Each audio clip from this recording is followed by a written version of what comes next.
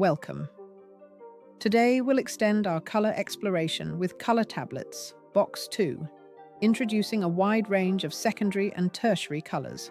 This set includes pairs of green, orange, purple, pink, brown, grey, and several transitional hues. Invite the child. Would you like to explore more colors today? Lay out all the tablets in random order, creating a beautiful field of colors. Pick up one tablet and examine it thoughtfully. Ask, can you find its match?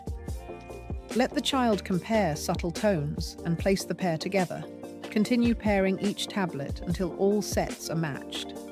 Pause often so the child can admire the variation and richness of hues. As confidence grows, softly introduce names. This is orange, this is green, this is purple. Use the 3-period lesson to reinforce understanding when appropriate. Children enjoy discovering small differences: a deeper green, a softer pink, a warm brown, or cool grey. The control of error is visual.